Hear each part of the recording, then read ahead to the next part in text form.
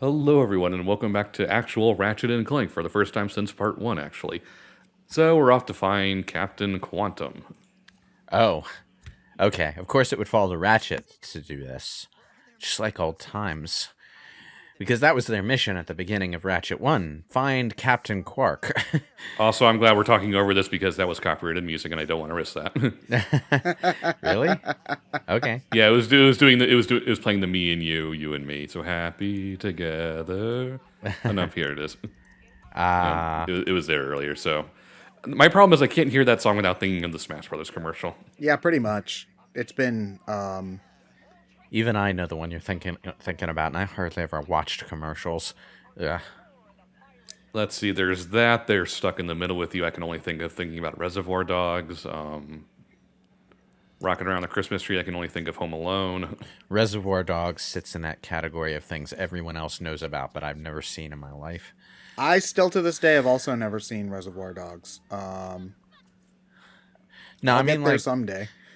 people at least know the memes, right? But I don't get that. I don't get even those. But most of the time it's that's the Samuel L. Jackson isn't Reservoir Dogs. Doing this is a tasty burger. No, that's not Reservoir Dogs. That's the other one. I have not to this day ever watched a single Tarantino film, so I don't know any of them. So- Reservoir Dogs, you would most likely know from the scene I'm talking about where he cuts the guy's ears off and goes, can you hear me now into it? I do not know that scene. So, okay, seeing the pirates with shields always makes me think of Mass Effect 3, where just abruptly out of nowhere at the end of this long-running sci-fi series, enemies start using riot shields at you, even though none of the enemies in either of the previous games tried that tactic. Yeah, so we were at the robot pirate base. And it ends up being Har fiddle-dee. And it ends up being a really ineffectual tactic because the combination of weapons and biotic skills that you have just like make it really easy to get around shields. So at that point, it's just like, why did you bother trying this, Cerberus? Come on. You know what I'm capable of. You're capable of it too. And we got a level up. Huzzah. Mm-hmm. So basically the plot of this area is Pierre is set to be basically executed for all the shit he pulled during his interactions with Rivet, so...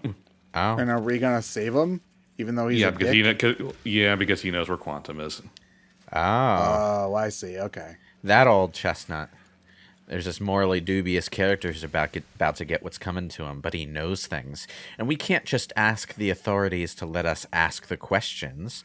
And then well, in this case, the authorities are also the ones trying to kill us. So at least it makes sense. You'd think. Also, it's a matter of why would the guy give you the information if there wasn't anything for him. Yeah, that is also true. Although he could also still say, "Yeah, you saved my life, but fuck you." That is also an option. These claw things are definitely from previous games. What planet are we on? The robot pirate planet. No, what's the name of the planet? I don't know. I wasn't looking at the menu when I started up this part. Oh, okay. I was just wondering if maybe it was the same planet, but probably not because that planet was toxic. Like, yeah, but that was the other dimension. Who knows what it's like on this dimension? True. But the reason it was toxic is because it was the home world of the main villain, and the main villain's species like completely and utterly destroyed their own environment with hyper-industrial development. So Commentary. Yeah. So the main villain's plan in Ratchet 1 was to, well, first of all, he intentionally polluted his own home planet so that his race would need a new one. So his plan was to create a new planet for his species and then repollute it after they moved in so that they'd need another one. Why does he... Okay, so I get the idea, but why? Because money. Oh, I see. Because he makes money selling new planets to people. I get it. Okay. I told you it was satire. You know, it's not supposed to like 100% make sense as an evil plan, but you know, We've got to have money, just over and over and over again. yeah. I mean, to that end, you used to think back in the day all the Captain Planet villains that were just polluting the planet because they were dicks were like cartoonishly unrealistic until you get to the real world, and then you realize that no, wait, there are actually people out there who will do that specifically just to be assholes. So you know, it's not as out there as you'd think. Normally, the people who are doing things just to be assholes aren't the people who are successful enough to have money to do Also, that. high Pirates of the Caribbean reference. We're referencing the ride, not actually the movie in this particular instance. There are so many Yes. people, I think, at this point in time who don't realize that the Pirates of the Caribbean movie series was actually based on a ride at Disney World.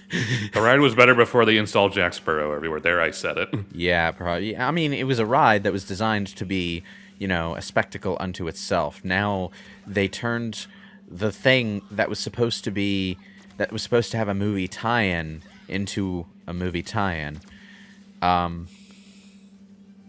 I Just said having that. Jack everywhere looks really out of place. I said that wrong. What I meant was the Pirates of the Caribbean started out as a ride that had a tie-in movie, and now they turned the ride into a movie tie-in. It's really backwards. Yeah, I mean, I think the thing is that when you have one animatronic that's that, like, supposed to look like a specific celebrity, and then the rest of them just look like normal animatronics, it is a little weird in that sense. Probably, yeah. I've never actually been on Pirates of the Caribbean. I'm sorry. It's but fine. I just don't have it's money a- for it- trips to Disneyland. It's a nice little, get out of the heat boat ride. Disneyland, Disney World. I always get those two mixed up. I think the only good thing to come out of that whole situation with putting Jack inside the ride was one time Johnny Depp did dress up as Jack Sparrow completely, and then just walked out onto the ride at some point. Just interrupting it. Yeah. Really? Yeah, Yeah, but all things considered, it's not a must-do ride if you ever go. it's there to get out of the heat. Yeah, but I mean, here's the thing, though. People wait for it in line like it's, one of the best rides in the park, and it's just really not. It's not Space Mountain. It's No, funny. it's there for a break, because you're not supposed to have every, like, okay. I've been to Disney. Been lucky enough in my life to be able to go to Disney World more than once. So like when I was young, we went to Pirates of the Caribbean more than once when we were there, because the line was like 10 minutes, and as a 10-minute ride, like wait for a ride, to take a break and do something else as opposed to waiting in line for a million years for some of the other rides. Like, yeah, that's fine. But when it's not a ride you wait an hour for. It's not the Octagon, Love the Octagon. Man. I've only been to Disney World once, and it was so long ago that I don't actually remember anything other than generalities. You always struck me as a triangle guy, Lewis. I remember going to Epcot at one point, but I don't remember anything that I did there except Space Mountain, I think. No, Space Mountain's Magic Kingdom. No, I mean, like, I don't remember anything that I did while I was at Disney World in general. I remember going to Epcot just as a general thing, and I remember Space Mountain. Unfortunately, if you went when you were really young, there was really nothing to do there as a kid. Honestly, so here's the thing. When you go when you're older, because me and my sister went when I was like 21-ish. No, Epcot's great when you're older and you can drink and just not want to be in line forever for everything. Here's a funky thing. I remember the teacups, but I don't actually remember if I went on the teacups or if I only ever saw the teacups in a sing-along video. The teacups are fun. Again, that's something that I'll do if the line's short. But, like, if you're at Disney World, like, you can go to the teacups at any old amusement park. You know, like every amusement park has a teacups. I'd like to go on something that like is there for Disney. You Well, know? yeah, but the teacups at Disney are like the original teacups because they're based on like the teacups from Beauty and the Beast or some shit. Alice in Wonderland, I think actually, I think. Yeah, I think it's Alice in Wonderland. I don't Whatever. really remember. Something with magic teacups. It doesn't really matter which. The point is, it's based on a Disney movie, so there's a certain allure to going on the teacups specifically at Disneyland, Disney World, whatever. If you have the chance, I would recommend doing. Although Disney World is also the much more expensive option, because if you go to Yeah. Disney World, you basically have to go for a couple of days, and so you're spending a couple grand on that whole trip. I think about going to Disney a fair bit because I really, really, really, really, really want to go to Nintendo World when that ends. And if I'm gonna go to Nintendo World, I also want to go to Disney at the same time. So, yeah. We'll figure out what to do whenever that opens up. We still got a few years for that. The thing is, if I ever had enough money for a Disney World trip, I wouldn't want to use it on Disney World. I'd want to use it on a tourist trip to Japan or something. Yeah. Or like boring grown-up things like bills, you know, but Well, when I say if I had the money for a Disney World trip, I'm obviously presupposing that I've already paid my bills. So, good point, well made. that's that at this moment in time, that feels like a luxury. I mean, it is, but you know. Okay, so he's hanging upside down over a tank of piranhas, I hope. So, you know, you can see them all smiling. No, not quite that. Oh.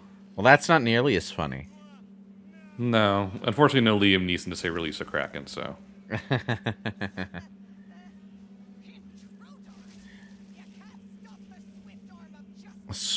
Swift arm of pirates, justice.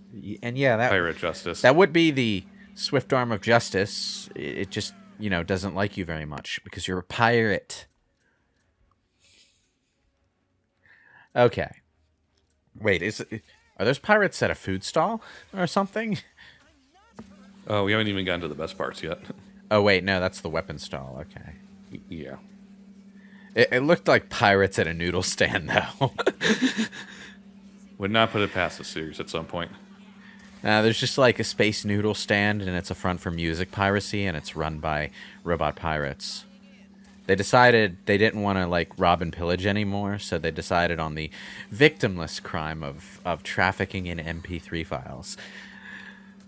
No, what are you talking about? You wouldn't download a car, Lewis, would you? Yes, I would. And with 3D printing, we now could, potentially. You wouldn't download a house. Absolutely, I would download a house in a heartbeat. You can't tell me how to live my life, movie theater promos. I'll download whatever house I damn well please. If it got to a point where we could where we could 3D print entire houses, that would be neat. But like, you'd still have to buy the land. So, I mean, you can't pirate land, can you? I mean, what was Pirates have imperialism? stolen land before, so I guess technically Also- yes. Also, what was imperialism? That is also true, yeah. Although they're not pirates because they were the good guys because they did it legally by putting a flag on it. According to their own laws. I was gonna say they didn't. They just gave themselves permission to do so. Yeah, They exactly. didn't ask the people who were there. It's like that line from New Vegas: the New California Republic is the biggest group of thieves in the wasteland. The only difference is they pass laws to make their crimes legal before they commit them. I really need to finish New Vegas one of these days. Ugh. Wait, you talk about that game that much and you haven't finished it yet? It's a big game, okay? Also, I spoiled the entire story for myself, so I'm never in a hurry to follow the main quest when I do play it.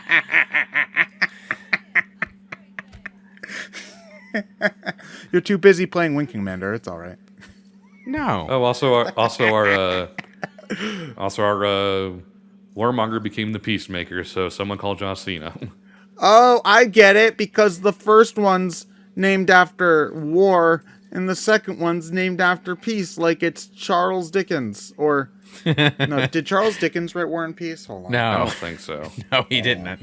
I thought that was an intentional mistake. Tolstoy. Sorry. I know my literatures. I thought you said that wrong on purpose. So No, Dickens wrote Crime and Punishment. That's it. All right. Listen. Oh wait, did he write Crime and Punishment? Hold on. it's funny though. No, that because was Dostoevsky. God, why do all these Russian authors write so? Do you have nothing better to do than write books that can be used as brick foundation? God. It's funny though because like the we just unlocked the Peacemaker, right? The Peacemaker is also a weapon in Jak and Daxter, but we also just shut the Kraken pit there, and the lid there is basically an exact duplicate of the Dark Eco pit lids from Jak and Daxter 1. So it's all coming together. This level is a Jak and Daxter callback. Change my mind. And there are pirates in Jak and Daxter, right? Not pirates per se. No. There's Also, we are now heavy weapons guy. there in the first game the enemies are the lurkers. In the second game, the enemies are the metalheads, which are just these. Well, sort of, and Clancy Brown. I suppose, yeah, he does The get to be a Baron. boss fight a few times.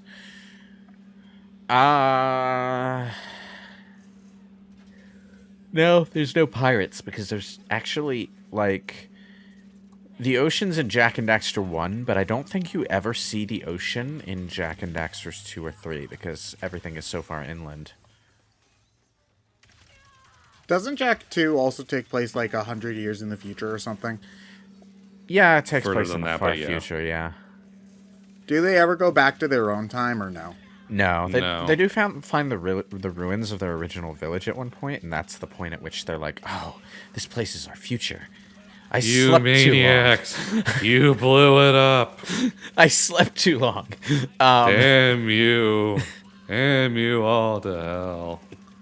Is the original Planet of the Apes even any good? Yes. Yeah, it's Okay. pretty good. The things get a It's little. a it's a bit awkward to go back to watch anything with Charlton Heston in it, but otherwise, The- yeah. Why? The sequels are Uh, weird. he was an NRA. He's an NRA dick. He was an NRA dickhead. Oh, okay. I like the original Planet of the Apes. The sequels seem to be like the definition of unnecessary additions to the story. Because that's the It made money, therefore make more of them. yeah. because that's the twist at the end of the Planet of the Apes is that Earth was the Planet of the Apes. Yeah, so they go back and tell that story, and I'm just like, it felt, it was more narratively satisfying when it was just a twist at the end of a standalone and not a story that actually got told.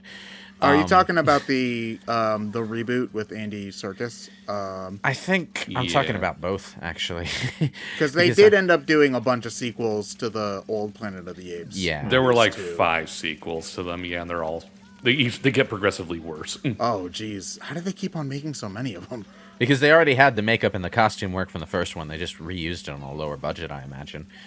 Yeah. You see, that's always, with movies from the like 70s and 80s and before, where sci-fi stuff, where it was all animatronics and puppets and big suits. It always makes me laugh when they make a new suit for the movie and then the sequel, and then it ends up being worse. Chewbacca. One of the easiest examples is the Teenage Mutant Ninja Turtles movies, where the suits for the original movie are fairly impressive for the time, and then in the second movie, the suits They just look like way sock worse. puppets in the sequels. Jesus. Yeah, but it's like you had suits. Why not use the suits you already have? One of the funny things in the Star Wars sequel trilogy in particular is how proud they are of getting Chewbacca's suit right after getting it so wrong in the actual prequels, where Chewbacca appears briefly at the end of Revenge of the Sith, but he looks so much cheaper and worse. Hold on, he's only there for like a minute. I'm gonna need to hold on. Let's look up Chewbacca, episode 3. All right. They might have replaced him with CGI at some point. I don't know. Oh, it's Lucas, almost certainly. Well, I mean, The fur. Okay, you want to know what? The fur, like the fur, kind of looks like the sort of cheap hair that you'll see on some like stuffed toys. yeah. You know, like if the animal's supposed to have long hair, it's like the cheap long hair that some stuffed toys will have. Yeah. Like, because you can see like his like beard and stuff is very like strandy, you know. Versus if I look up Chewbacca episode, I don't know, 7. Yeah, the fur looks a lot more like natural. He has the same problem Yoda had in that they made another Muppet for him, but his new Muppet looks worse.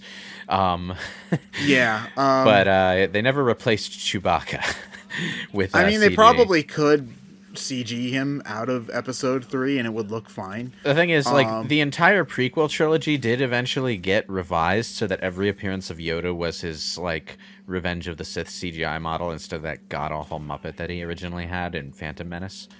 But, Yeah. You know what? I haven't watched the prequels in so long. I wonder if it would be jarring to see him look good in Phantom Menace, because I'm so used to him looking like garbage. he does look that good. movie. His CGI version does look good in Phantom Menace. In fact, it's the best CGI in the movie because it's significantly more advanced than the CGI used for Jar Jar. That is, you know, thinking about it, like, Lucas was the progenitor of, like, the DLC patch for movies. Like, they could just go back and do the special editions again and, like, do them better. They you know? have multiple times. Like, have you Okay. seen the different versions of the Jabba the Hutt scene from New Hope? There's like 3 different versions of Jabba the Hutt floating around now. Oh, wow. Not even including the original cut where it's not even the slug thing. Yeah, there is the human version from the deleted scenes, but yeah.